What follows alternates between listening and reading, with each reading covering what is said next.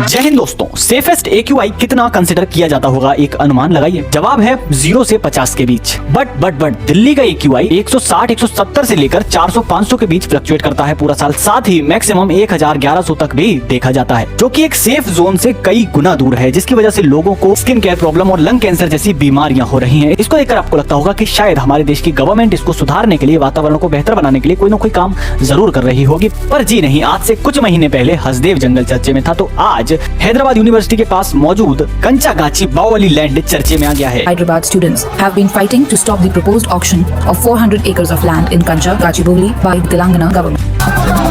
The land is located in the uptown part of Hyderabad. This 400 acres that the government of Telangana claims is theirs, that is a different affair that we can contest legally later whether it is theirs or not. But as long as they are claiming that these 400 acres belong to them, we want to ask them, has the revenue department done an authoritative survey to demarcate which 400 acres of land it actually is? It can be any 400 acres. Have they done a survey to demarcate that land?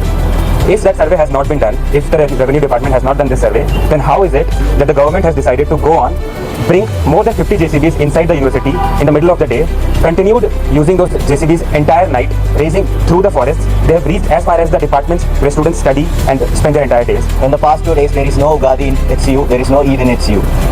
Our land is being taken away, our students are being beaten up by the police, taken away. ये land लगभग 400 एकड़ में फैली हुई है और यहाँ पर 455 से अधिक प्लांट और एनिमल की स्पीशीज पाई जाती हैं। साथ ही कुछ ऐसे बर्ड स्पीशीज पाई जाते हैं जो सिर्फ और सिर्फ ग्लोबली इसी जंगल में पाए जाते हैं। साथ ही इसका आकर्षण का केंद्र इसका पीकॉक लेक और बफेलो लेक है। साथ ही भारी तादाद में हरे भरे पेड़ इस जंगल की सुंदरता पे चार चांद लगा देते हैं और ये जंगल हिस्सा बनता है लोगों को बेहतर सांस और अच्छे वातावरण में सांस लेने के लिए। पर वहाँ की गवर्नमेंट इस जंगल को उजाड़कर एक IT हब बनाना चाहती है और इस लैंड को बेचकर अनुमानित 10 से 15,000 करोड़ का मुनाफा गवर्नमेंट को हो सकता है। पर जिस हवा में खुली सांस लेना गवारा ना हो, उस हवा में पैसे का करेंगे क्या? दोस्तों, पेड़ काटने से सिर्फ हवा ही प्रभावित नहीं होती, बल्कि वाटर क्राइसिस बढ़ते हैं। साथ ही ग्लोबल वार्मिंग जिसका स्तर तेजी से बढ़ता जा रहा है, वो भी इफेक्ट होती है और ग्लोबल वार्मिंग में भी बढ़ोतरी होती है। ऐसे में जब परिस्थितियां विषम होती जा रही हैं, हवा साफ नहीं बची, वाटर क्राइसिस धीरे धीरे बढ़ते जा रहे हैं, नए जंगल बसाने की बजाय आखिर क्यों वहाँ की सरकार बसे बसाए जंगल को उजाड़ना चाहती है? कांग्रेस के लीडर्स भी अपनी आवाज बड़ी उठाते हैं जब रूलिंग पार्टी डिस्ट्रक्शन करती है, चाहे मुंबई का आरे फॉरेस्ट हो या फिर निकोबार का डिस्ट्रक्शन हो।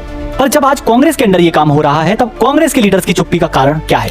और आज अचानक से रूलिंग पार्टी के समर्थकों को और लीडर्स को अचानक से एनवायरनमेंट की इतनी चिंता कैसे हो गई? और ये चिंता तब कहां थी जब हसदेव जंगल काटा जा रहा था। और इस सब को देखकर मुझे ये समझ में आता है कि इन लोगों को देश से कोई मतलब है ही नहीं। इनका सीधा सिद्धांत अपने पॉलिटिकल एजेंडे को सीधा करना है, कमियां ढूंढकर टारगेट करना है। शायद कभी कभी सही मुद्दे पर बात की जाए और फिर भी इनका मुद्दा सही मुद्दे को पकड़ना नहीं, बल्कि अपना पॉलिटिकल एजेंडा सीधा करना है। इनको कोई मतलब नहीं है आपसे, आपके देश से, आपके देश के वातावरण से। प्रोटेस्ट करने वाले छात्रों को किसी मुजरिम की तरह पीटा जा रहा है।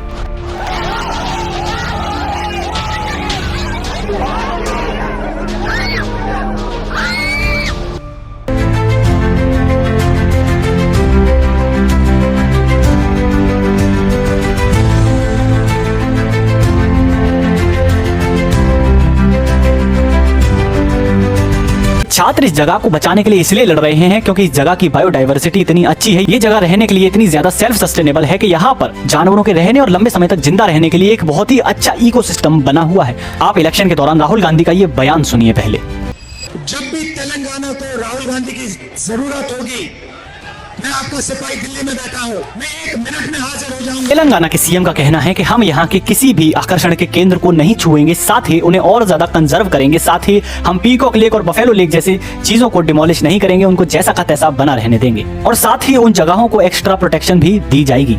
पर दोस्तों, रातों रात जिस तेजी से इस जगह के पेड़ों को काटा गया, कई जानवरों को बेघर किया गया, उसे देखकर लगता तो नहीं कि गवर्नमेंट कंजर्व करने जैसा कोई इरादा लेकर इस जगह पर आई है। कहने को तो ब्यूटीफुल IT हब बन जाएगा, पर ये सिर्फ और सिर्फ एक और कदम होगा वातावरण का नाश करने की तरफ। जो देश हमसे 100 गुना आगे हैं इंफ्रास्ट्रक्चर में, उनके यहाँ भी हमसे ज्यादा पेड़ और हमसे ज्यादा साफ हवा और पानी है। वहीं हम उस लेवल से कई गुना दूर होने के बावजूद भी डेवलपमेंट के नाम पे सिर्फ वातावरण का नाश किए जा रहे हैं। और ये सिर्फ एक जगह की प्रॉब्लम नहीं है, हर साल डेवलपमेंट के नाम पर देश भर में लाखों पेड़ काट दिए जाते हैं, तब जब बिना पेड़ काटे दूसरे अल्टरनेटिव पर भी वो काम हो सकता था। हसदेव जंगल में सैकड़ों किलोमीटर के हिसाब से कंक्रीट बिछा दी गई है, जहां अब कोई पेड़ दोबारा जन्म ले ही नहीं सकता। साथ ही वाटर लेवल भी श्रिंक होता जा रहा है, हवा बदतर होती जा रही है, पानी का लेवल डाउन होता जा रहा है। ऐसे में पेड़ों को बढ़ाने की जरूरत है, ना कि उनका नाश करने की। जिस तरक्की के लिए निर्दोष पेड़ों की हत्या कर दी जाए, तब जब दूसरे रास्ते से भी वो काम किया जा सकता हो, तब लानत है ऐसी तरक्की पर। मैं पक्ष और विपक्ष दोनों से कहना चाहता हूँ कि लंबी इमारतें और लंबी सड़कें सिर्फ इंडिकेशन नहीं है विकास का। एक अच्छी डेवलपिंग कंट्री हम तब भी हो सकते हैं जब हमें एक साफ सुथरी हवा में सांस ले पाएं, साफ सुथरा पानी पी पाएं,